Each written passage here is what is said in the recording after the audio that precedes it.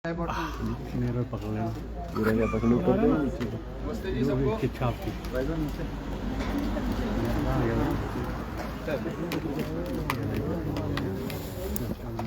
एक मिनट बाजी बाजी वो दे दो आराम से वो दे दो मेरा आराम से वो दे दो कहाँ है थोड़ा जैसे नीचे रखना इधर आपको आगे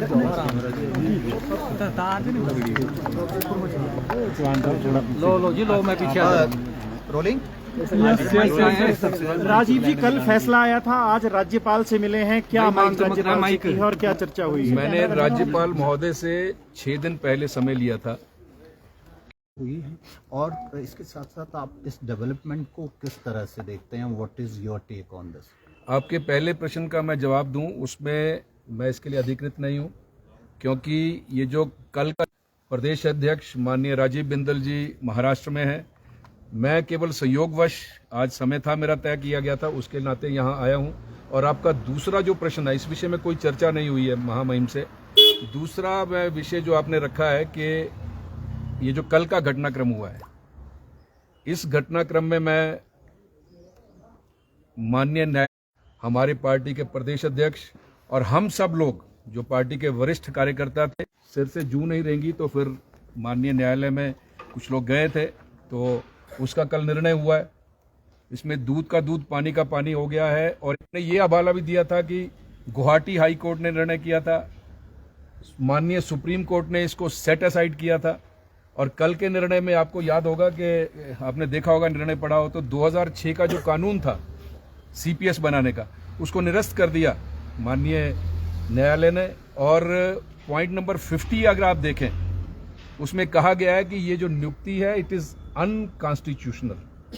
तो कल का जो निर्णय है, ये निर्णय ऐतिहासिक निर्णय है और मुझे लगता है कि इसकी गूंज बहुत दूर तक जाएगी आने वाले समय में।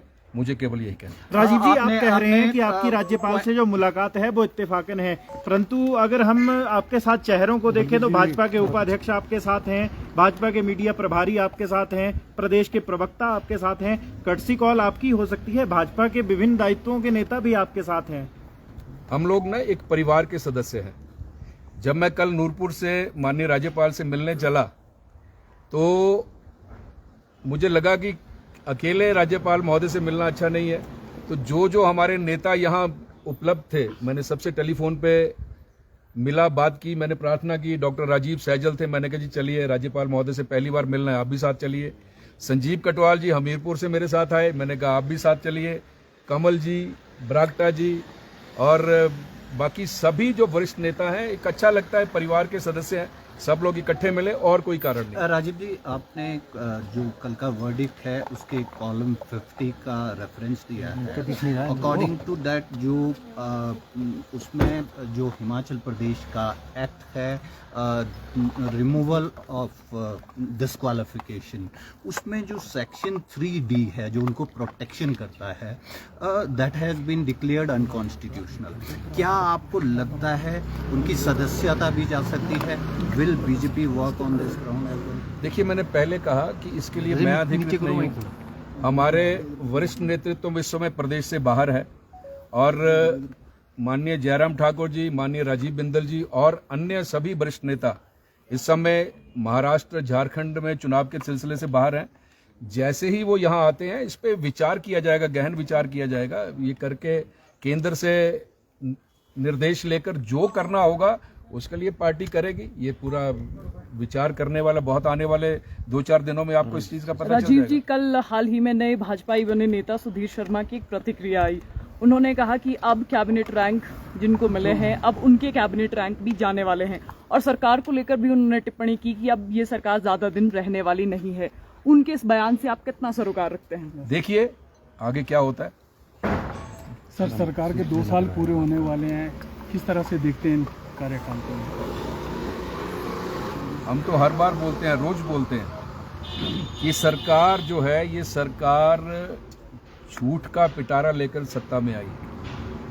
इस सरकार ने ऐसे ऐसे वादे कर दिए जो कभी पूरे नहीं हो सकते और जनता अब देख रही है, जनता बहुत जागरूक है। आपने कहा कि हर घर में 18 साल से ऊपर जितनी हमारी माताएं, बहनें, बेटियां हैं, उनको महीने का 1500 रुपया दिया जाएगा। अगर 4 हैं तो 6000 रुपया पर मंथ दिया जाएगा।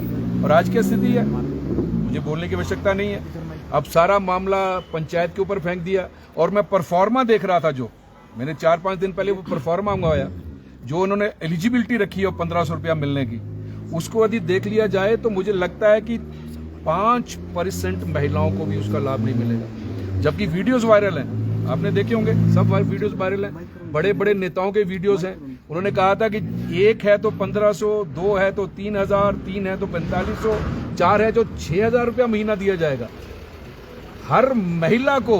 22 लाख महिलाएं हैं पूरे हिमाचल प्रदेश में। अब देखिए क्या करते हैं, जनता इंतजार कर रही है।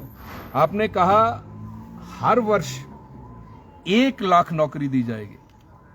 अगले महीने 2 वर्ष पूरे हो जाएंगे। जिस दिन 2 वर्ष पूरे हों, मैं आपसे प्रार्थना करना चाहता हूं कि श्वेत पत्र लीजिए हिमाचल प्रदेश की सरकार से। 2 वर्षों में 2 लाख नौकरियां दी जानी चाहिए थी। कितनी नौकरियां दी गई हैं, ये जवाब आप लोग ले सकते हैं दिसंबर में। और कितने निर्णय किए, और कितने 300 यूनिट बिजली फ्री दे देंगे। माननीय जयराम ठाकुर जी इस प्रदेश के मुख्यमंत्री थे, कोई वादा नहीं किया था हमने। जब हम सत्ता में आए थे, हमने कोई वादा नहीं किया था कि हम बिजली मुफ्त देंगे। जयराम ठाकुर जी को लगा कि ये पावर सरप्लस स्टेट है और इस समय हम इस स्थिति में हैं कि हम दे सकते हैं, तो 125 यूनिट बिजली फ्री दी और वो हुआ। आप सबने देखा। इस सरकार ने अपने एजेंडे में लिख दिया, मैनिफेस्टो में, कि हम 300 यूनिट बिजली फ्री देंगे। और आज क्या स्थिति है, 300 यूनिट बिजली तो क्या फ्री देनी थी, तो 125 यूनिट बिजली दी गई थी हिमाचल सरकार की दौर से, माननीय जयराम ठाकुर जी के द्वारा, उसको भी रोक दिया गया है। और इंतजार कीजिए, बिजली कितनी महंगी होने जा रही है हिमाचल प्रदेश में, ये आप आने वाले समय में देखेंगे। जनता इंतजार कर रही है अब तो आने वाले विधानसभा के चुनाव का। और क्या स्थिति इस सरकार की होगी, इसका अंदाजा हम और आप भी नहीं लगा सकते, मैं कहना चाहता हूं। राजीव जी, जो प्रदेश के भाजपा के अध्यक्ष है, उनका कार्यकाल समाप्त हो रहा है। सूचना है कि आप भी अध्यक्ष की दौड़ में है, जो नया अध्यक्ष बनना है पार्टी का, या फिर इनका ही हो सकता है आगे बढ़ाया जाए कार्यकाल, तो आपका नाम चल रहा है, इसमें कितनी सत्यता है? मैं भारतीय जनता पार्टी का कार्यकर्ता हूं और अब तो मुझे 39वां वर्ष हो गया इस पार्टी में काम करते करते। और मेरा ट्रैक रिकॉर्ड है, आप सब भी जानते होंगे कि पार्टी ने जो कुछ मुझे आज तक दिया, मीठा, खट्टा, कड़वा, उसको भगवान का प्रसाद समझ के ग्रहण किया। और पार्टी ये निर्णय करती है। और मैं इस विषय पर तो इसलिए भी कुछ नहीं बोल सकता क्योंकि मैं प्रदेश का चुनाव अधिकारी हूं। मेरा जिम्मा इस बार प्रदेश का चुनाव करवाने का है, मैं चुनाव अधिकारी हूं, तो इसलिए इस विषय पे मैं कोई टिप्पणी नहीं करूंगा। भारतीय जनता पार्टी में कभी भी कोई कार्यकर्ता, मैं केवल अपनी बात नहीं कर रहा हूं, कभी भी कोई कार्यकर्ता किसी चीज की इच्छा नहीं करता। हमारा नेतृत्व है, इतना पारखी नेतृत्व है, किस कार्यकर्ता को किस समय किस स्थान पर खड़ा होना है वो पार्टी का नेतृत्व निर्णय करता है। मुझ जैसे एक छोटे से कार्यकर्ता को कांगड़ा, चंबा पार्लियामेंट्री का सांसद बनाकर दिल्ली भेज दिया। मेरे लिए तो इतना बड़ा काम है ये करने के लिए। इसके लिए मैं आप सब चैनल्स के माध्यम से अपने केंद्र के नेतृत्व का और प्रदेश के नेतृत्व का कोटि कोटि धन्यवाद करता हूं, कोटि कोटि प्रणाम करता हूं। और वो जो मतदाता हैं और जो हमारे कार्यकर्ता हैं जिन्हें मैं अपना भगवान मानता हूं, वो मेरे भगवान हैं, जिनकी अथक मेहनत से एक छोटा सा कार्यकर्ता दिल्ली चला गया सांसद बनके। इससे बड़ा मुझे और क्या चाहिए। मेरे लिए करने के लिए बहुत बड़ा काम है और पार्टी ने एक बहुत बड़ा जिम्मा मुझे अब संगठन में चुनाव अधिकारी के रूप में दिया है। इसके लिए भी मैं उनका कोटि कोटि धन्यवाद करता हूँ।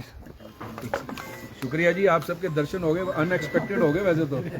शिविर ठीक है।